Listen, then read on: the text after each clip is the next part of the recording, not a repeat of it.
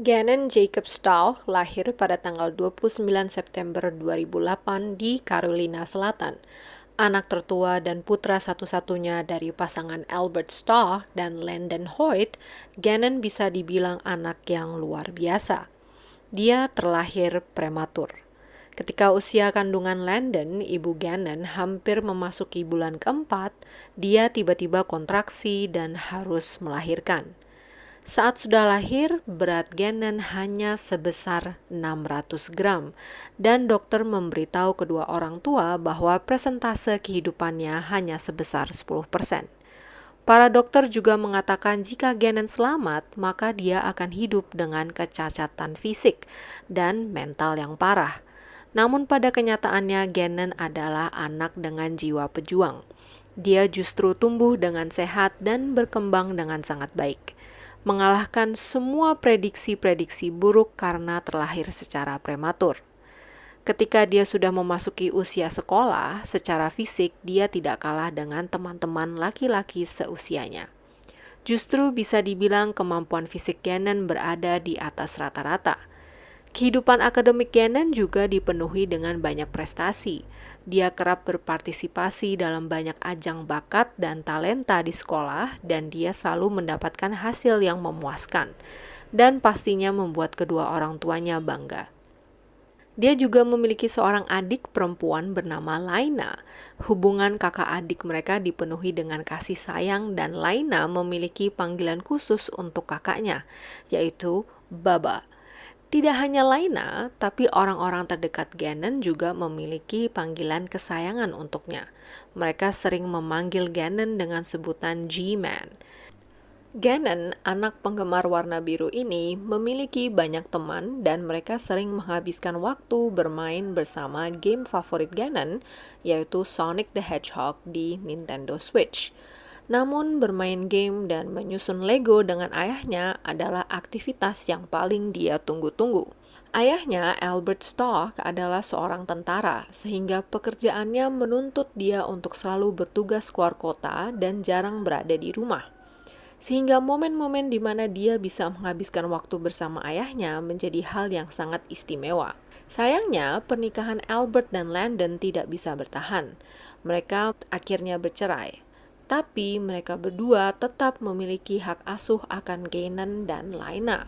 Sehingga Landon yang bekerja sebagai guru olahraga memilih untuk menetap di Carolina Selatan, dan Gannon serta Laina ikut hidup bersama ayah mereka karena banyak tunjangan hidup yang bermanfaat yang diberikan untuk keluarga tentara. Pada kurun waktu tertentu, Albert dan anak-anak sering berpindah-pindah kota. Namun pada akhirnya mereka kembali tinggal di Colorado Springs. Kedua orang tua ini, Landon dan Albert, pada akhirnya menemukan pasangan baru. Landon dengan suami barunya dan Albert dengan seorang wanita bernama Leticia.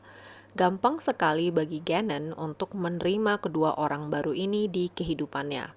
Karena kebaikan hatinya dan sifatnya yang penerima dan ikhlas, dia langsung menjalin hubungan baik dengan suami baru Landon dan terutama ibu tirinya, Leticia, yang pada kala itu sudah dipanggil Mom atau Ibu. Leticia juga sudah pernah menikah sebelumnya dan memiliki satu anak yang sudah beranjak remaja.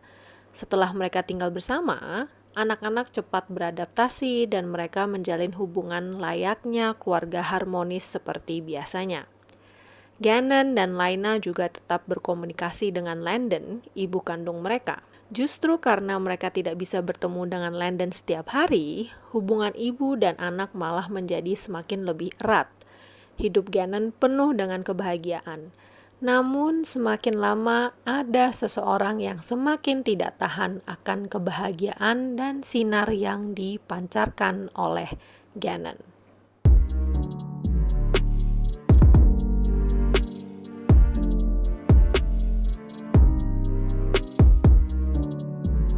Pada tanggal 27 Januari 2020, Gannon dilaporkan menghilang oleh Leticia. Namun dia melaporkan Gannon bukan sebagai anak yang diculik, tapi sebagai anak yang melarikan diri. Laporan ini sedikit aneh. Walaupun Letitia melaporkan dia sebagai anak yang melarikan diri, pihak kepolisian memperlakukan insiden ini seperti kasus penculikan, sehingga mereka bergerak cepat dalam mencari Gannon. Berita ini menggemparkan seluruh kota Colorado Springs, terutama lingkungan perumahan keluarga Stock bernama Larson Ranch. Larson Ranch dikenal sebagai perumahan militer karena letaknya yang berdekatan dengan 3 pangkal militer besar. Karena banyaknya personel militer yang tinggal di daerah ini, tingkat kejahatan di daerah ini sangat rendah. Maka banyak dari penghuni situ yang tetap berharap Gannon bisa ditemukan atau pulang dengan sendirinya. Namun setelah 24 jam para petugas polisi mencari keberadaannya dan Gannon tetap tidak ditemukan, maka Kepala Sheriff Colorado Springs menaikkan status Gannon dari melarikan diri menjadi hilang dan dalam bahaya. Berita ini menghancurkan banyak hati penduduk Colorado Springs.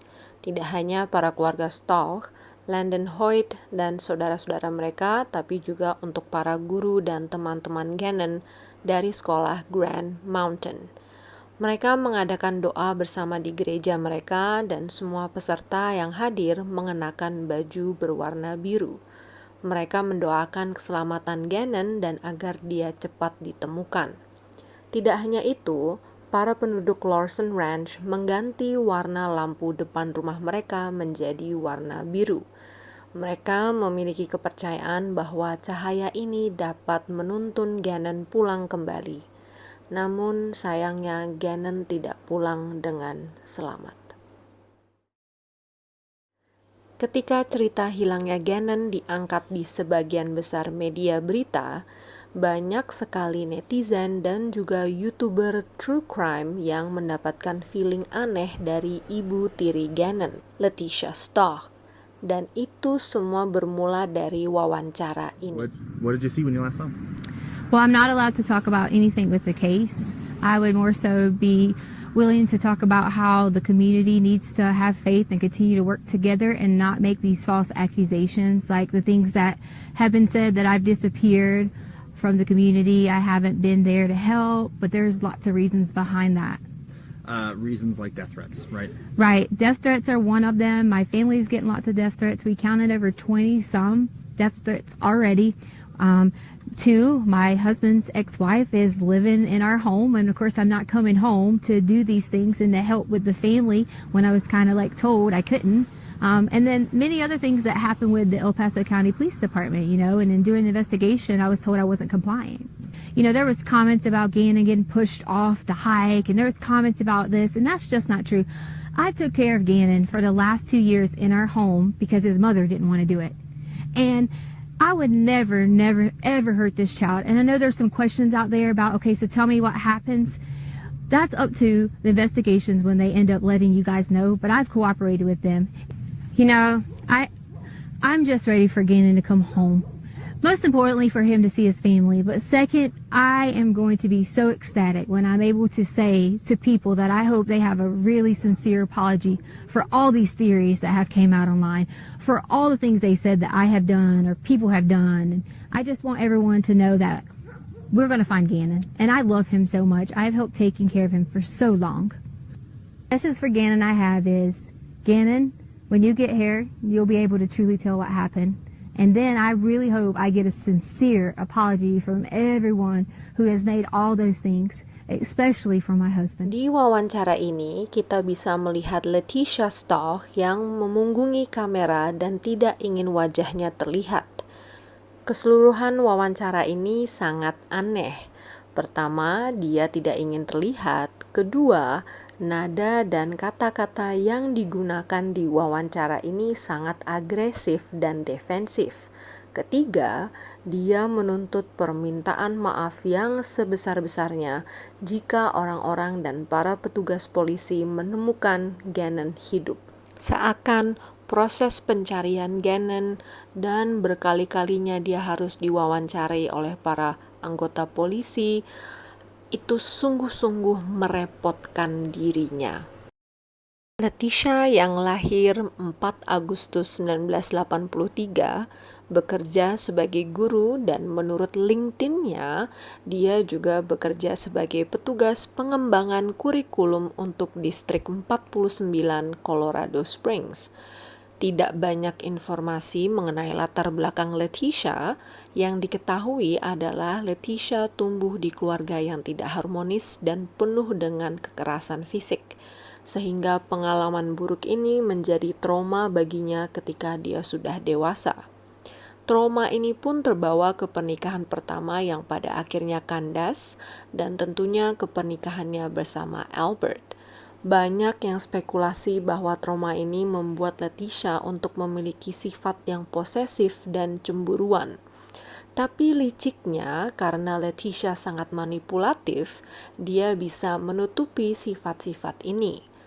Namun pada akhirnya wajah asli dari wanita yang suka dipanggil Tisha atau T ini akhirnya terlihat. Terbukanya topeng Leticia dimulai dari pekerjaannya. Ternyata Leticia selama ini telah memalsukan ijazah-ijazahnya. Sekolah Perancis Colorado Springs, tempat bekerja Leticia pada waktu itu, sedang melakukan pengecekan internal ketika mereka menemukan kejanggalan dalam dokumen lamaran Leticia. Mereka menyadari bahwa data-data dalam dokumen itu semua palsu, sehingga pemecatan menjadi tindakan selanjutnya. Selama 4 tahun dia menjadi ibu tiri Gannon, tidak ada yang pernah mengeluh tentangnya. Dan Leticia pun juga tidak pernah komplain ke siapa-siapa. Tapi sepertinya Leticia memendam rasa amarah yang mendalam, dan entah kenapa amarah ini tertuju kepada Gannon. Karena Leticia adalah orang terakhir yang melihat Gannon, maka dia dipanggil untuk melakukan pemeriksaan. Tapi ketika petugas polisi mewawancarainya, mereka selalu mendapatkan jawaban yang berubah-ubah. Dia awalnya memberitahu detektif atau para penyidik bahwa Gannon pergi ke rumah temannya pukul 3 sore. Tapi sampai larut malam dia belum juga pulang kembali. Saat didesak detail-detail yang sederhana seperti nama, alamat, dan nomor telepon temannya, Leticia tidak bisa menjawab. Ketika dipanggil lagi untuk wawancara berikutnya, dia mengubah ceritanya lagi dan mengklaim seorang pekerja konstruksi di sekitar perumahan mereka yang bernama Eduardo masuk ke dalam rumah, memperkosa dan menculik Gannon. Karena Leticia menyampaikan bahwa dia telah diruda paksa, maka para petugas polisi menawarkan agar dia mengikuti proses rape kit. Rape kit merupakan sebuah proses pengumpulan bukti dari korban yang biasanya terdiri dari DNA pelaku dan bukti-bukti fisik tindak ruda paksa. Prosedur ini dilakukan oleh seorang dokter dan diawasi oleh seorang petugas polisi yang bertanggung jawab. Tapi Leticia menolak mentah-mentah tawaran ini. Walaupun para penyidik sudah memberitahu kepadanya bahwa prosedur ini akan sangat membantu untuk menangkap Eduardo, sehingga para penyidik sangat heran dengan keputusannya. Dan mereka semakin curiga dengan keterlibatan Leticia. Tidak heran ketika dia dipanggil untuk wawancara ketiga kalinya, dia mengganti lagi ceritanya. Cerita kali ini, Leticia menyebutkan bahwa dia sedang menjaga Gannon mengendarai sepedanya ketika dia terjatuh dan kepalanya terbentur. Lalu, dua pria muncul entah dari mana dan menculiknya. Dari ceritanya yang berubah-ubah dan gelagatnya yang aneh, polisi akhirnya mengubah status Leticia dari saksi menjadi orang yang dicurigai. Pada saat yang bersamaan, para petugas polisi menghubungi Albert untuk meminta bantuannya. Mereka menginginkan Albert untuk merekam pembicaraan telepon antara dia dan Leticia dan memancing segala informasi yang bisa ia temukan. Hubungan Albert dan Leticia tentunya saat ini sudah merenggang, Albert tidak memiliki waktu atau energi untuk memberikannya perhatian. Perhatiannya hanya untuk menemukan Gannon. Desas-desus penduduk Lawson Ranch yang mencurigai Leticia pun terdengar jelas oleh Albert, sehingga Albert yang tadinya tidak memiliki kecurigaan akan istrinya berubah total. Ketika didesak oleh Albert akan keterlibatannya dalam menghilangnya Gannon, dia terus-menerus menyangkal dan tidak bisa memberikan alasan yang pasti. Setelah argumen besar mereka ditelepon, Albert mengajukan gugatan cerai. Albert menyadari bahwa hanya Leticia yang bersikeras bahwa Gannon hanya kabur dan masih hidup, memberikan kesan bahwa Gannon adalah anak pembangkang dan tidak tahu terima kasih. Namun pada kenyataannya, keluarga terdekat Gannon sudah pasrah dan menerima fakta bahwa ada kemungkinan besar Gannon sudah meninggal. Walaupun para petugas polisi sudah mengumpulkan informasi akan kebohongan Leticia, namun mereka masih membutuhkan bukti yang lebih substantif. Pada tanggal 3 Februari 2020, para detektif kejatuhan rejeki. Tetangga keluarga Stoch memiliki bukti video CCTV di hari Gannon menghilang. Di video ini terlihat dua orang hendak memasuki mobil, salah satunya terlihat seperti Gannon, dan dia terlihat sempoyongan dan lemas. Gannon menjatuhkan Nintendo Switch-nya, tapi dia tidak langsung mengambilnya. Dia tetap berdiri, lemas, sampai akhirnya Leticia menyuruh dia masuk ke mobil sambil mengambil perangkat game tersebut. Bukti ini memberikan jaksa penuntut umum hak untuk mengeluarkan surat resmi dari seorang hakim untuk menggeledah rumah keluarga Stoch. Dan apa yang mereka temukan meyakinkan kecurigaan mereka. Di kamar Gannon, mereka menemukan sebanyak 54 letak tetesan darah. Namun ada bercak darah di lantai kamar tersebut yang menjadi fokus para penyidik dan ahli forensik. Jadi lantai kamar ini ditutupi karpet tebal sebagai insulasi. Untuk mengungkap bukti-bukti forensik, para ahli harus membongkar karpet ini. Ketika sudah dibongkar, mereka dapat melihat bercak darah yang cukup besar.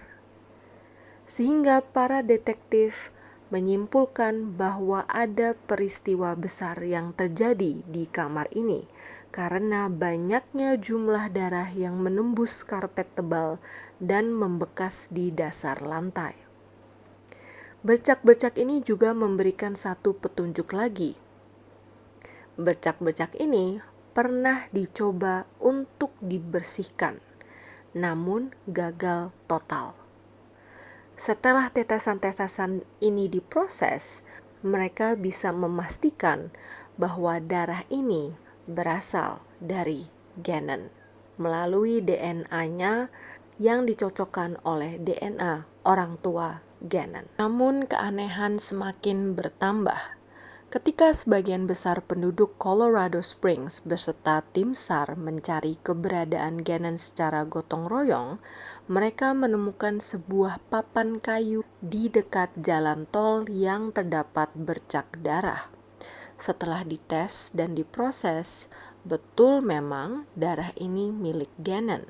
Namun di manakah keberadaan tubuh Gannon? Semua kecurigaan menuju ke Leticia, karena dia yang terakhir terlihat bersama Gannon. Dan Leticia pun sangat sadar akan hal ini. Seperti pengecut, Leticia memilih untuk kabur dari Colorado Springs bersama anak tertuanya bernama Harley Hunt. Pemburuan akan Leticia pun dimulai, namun tidak sulit bagi para detektif dan para petugas penyidik untuk menemukannya. Pada tanggal 2 Maret 2020, Leticia ditangkap di Myrtle Beach, Carolina Selatan, dan memberontak dengan sangat keras terhadap para petugas yang menangkapnya. Disinilah sifat asli Letitia terungkap. Titik terang dari kasus ini pun mulai terlihat. 2 minggu setelah penangkapan Letitia, para petugas jalan tol sedang memeriksa kelayakan jembatan tol di dekat daerah Pensacola, Florida. Di bawah jembatan tersebut, mereka melihat sebuah koper. Curiga, mereka memutuskan untuk tidak menyentuh kopernya dan menelpon para petugas polisi. Kecurigaan mereka pun benar. Ketika polisi Pensacola membuka koper, terdapat badan seorang anak laki-laki yang jelas dipaksa untuk muat di dalam koper tersebut. Anak di dalam koper itu adalah Gannon. Bisa dibilang kebetulan yang seperti mukjizat, karena para petugas jalan tol seharusnya tidak melakukan inspeksi pada hari itu. Biasanya inspeksi ini dilakukan beberapa bulan sekali, dan jatah inspeksi untuk kurun waktu itu sudah dilakukan. Entah atas dasar apa para petugas tol ini diminta untuk melakukan inspeksi lagi. Seakan kegigihan Gannon dan pengantaran yang maha kuasa menggiring para detektif dan polisi untuk berhasil menemukan Gannon. Letitia sungguh menyerupai iblis dan pantas disebut sebagai step monster. Setelah badan Gannon diperiksa, anak malang ini benar-benar disiksa. Gannon mula-mula diberikan obat hydrocodone. Sepertinya pada hari itu Gannon mengeluh tidak enak badan. Alih-alih memberikan obat yang sesuai, Letitia memberinya hydrocodone, obat penghilang nyeri yang diperuntukkan untuk Albert ketika dia melukai jarinya. Hanya Letitia dan Albert yang mengetahui keberadaan obat ini. Ketika Gannon sudah berada di bawah pengaruh obat, saat itulah Letitia memukulnya berkali-kali dengan benda tumpul di kepalanya. Rintihan mohon ampun dari Gannon sama sekali tidak didengar. Gannon mengangkat tangannya untuk melindungi kepalanya dari pukulan-pukulan Letitia, dan beberapa kali Gannon mencoba untuk memukul balik atau mencakarnya. Hal ini membuat Letitia semakin marah. Kemudian Letitia mengambil pisau yang sudah disiapkan dan menusuknya sebanyak 18 kali. Dan pada saat ini Gannon sudah tidak lagi melawan ataupun merintih.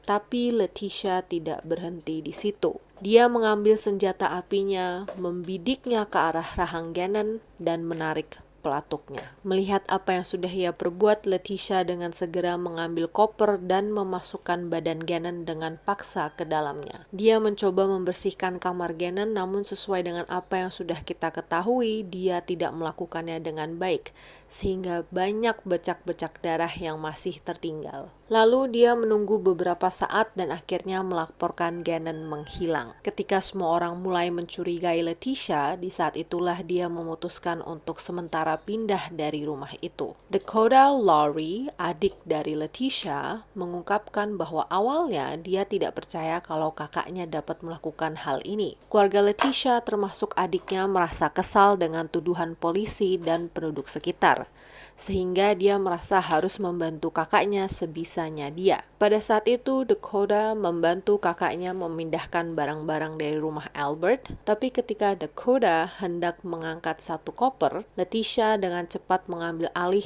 dan langsung menyuruh Dakota untuk mengangkat barang yang lain. Namun Letitia sedikit kesulitan untuk memindahkan koper ini karena beratnya. Di sini Dakota mulai curiga. Dia pun bertanya ke Letitia mengenai isi dari koper. Letitia hanya bilang dengan ketus bahwa isi kopernya hanya bola-bola softball. Buat apa dia memiliki bola-bola softball dengan jumlah yang banyak? Dan disinilah Dakota berubah pikiran dan merasa kakaknya bertanggung jawab atas hilangnya Gannon. kapan koper itu dibuang di tempat pembuangan pertama memang kurang jelas. Penyidik mengira bahwa Letitia membuang koper itu setelah ditanya oleh Dakota. Namun kesaksian Harley, anak kandung pertama Letitia, memperjelas waktu dan letak tempat pembuangan kedua. Pada saat itu, Harley diajak untuk keluar kota dan memberikan alasan bahwa dia harus mengambil sesuatu di dekat jalan tol itu. Harley memang sudah menaruh kecurigaan, tapi Letitia berbohong dan memberikan alasan santai kepadanya. Walaupun sulit dan membingungkan, dia tidak punya pilihan lain selain untuk mempercayai ibunya pada saat ini. Lalu Letitia memberitahu Harley bahwa mereka akan liburan ke Florida. Sesampainya di hotel, Letitia berdalih kepada Harley bahwa dia harus melakukan bisnis penting dan meninggalkan Harley berjam-jam sendirian. Setelah penemuan ini, Letitia masih berlagak bahwa dia tidak bersalah dan dialah korban sesungguhnya. Sehingga tim pengacara Letitia memutuskan untuk tidak menyangkal bahwa dia telah membunuh Gannon, namun mereka memberi pembelaan bahwa dia melakukan itu karena mengalami psychotic break yang disebabkan oleh trauma masa kecilnya. Psychotic break terjadi ketika seseorang kehilangan kesadaran dengan kenyataan karena penurunan kesejahteraan mentalnya. Ini bisa terjadi karena kondisi medis tertentu atau bisa juga terjadi karena peristiwa yang membuat stres atau traumatis. Ini juga disebut sebagai psikosis atau episode psikotik. Namun, saksi-saksi yang dihadirkan oleh pihak jaksa penuntut umum dapat gampang sekali menyangkal pembelaan ini. Dimulai dari petugas polisi yang menangkap Letitia, ada alasan kenapa Letitia mengamuk dan menyerang polwan ini. Dia ingin mengalihkan perhatiannya agar dia bisa kabur. Para petugas ini menyebutkan bahwa dia sangat manipulatif dan agresif.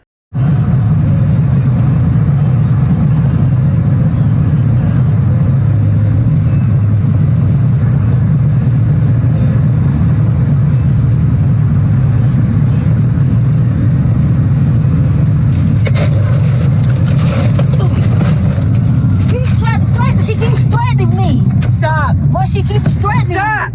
Stop it. Well, she keeps on threatening me. I have stopped it. She keeps on. Well, she got out of the restraints. She keeps on threatening me. Put your arm down. I will for you. She keeps Put threatening. your arm down. Put now. your arm Put down. Your arm Well, she down. keeps threatening me the whole time. Tisha, give me your arm. I will to you, but not to her. Tisha, give me your I will arm. to you, but not to her. Cooperate Do with it me. now. Cooperate with me. I Do it will now. with you, but not with her. Cooperate with me. I will with you, not with her.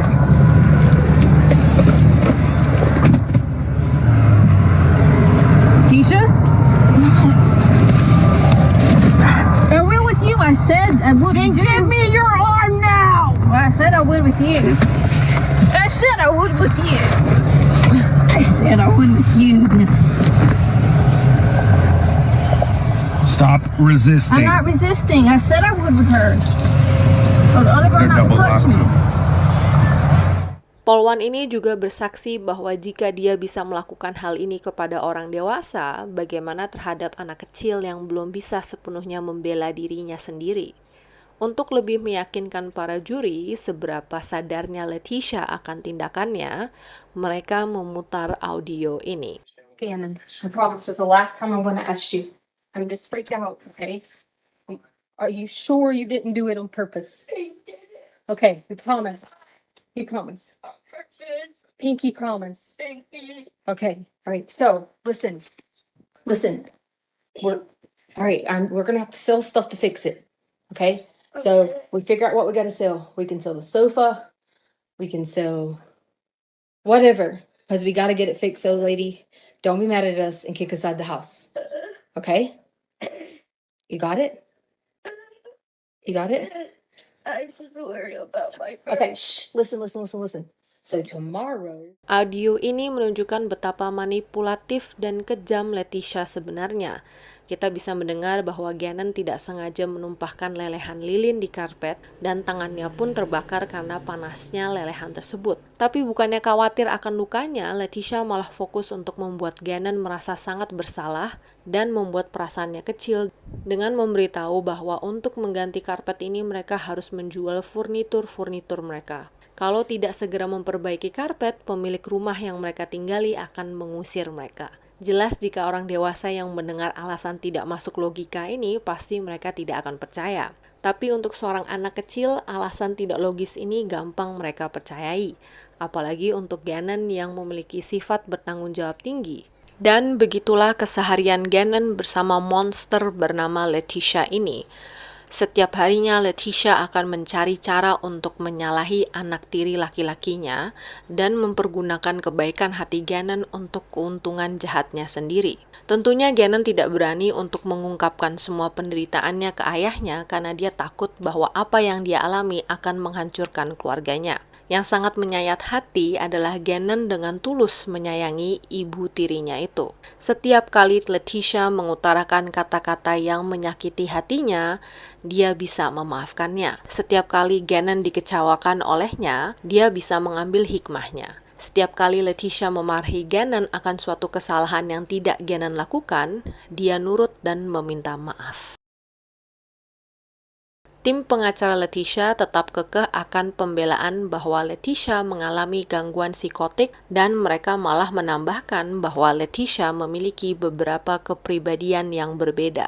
Lebih tepatnya, 3 kepribadian. Dan pada saat itu, kepribadiannya dia yang bernama Maria yang seharusnya bertanggung jawab. Dan karena Letitia tidak memiliki kesadaran akan tindakannya, maka seharusnya dia dinyatakan tidak bersalah. Namun, untungnya para juri tidak ada yang percaya dengan pembelaan Letitia karena cuplikan video ini. Masih ingat video Letitia yang memunggungi kamera? Ada bagian video yang tidak diterbitkan oleh reporter ini. Dia bersaksi di pengadilan bahwa ada bagian di mana Letitia meminta untuk take ulang karena dia merasa penyampaiannya kurang beremosi.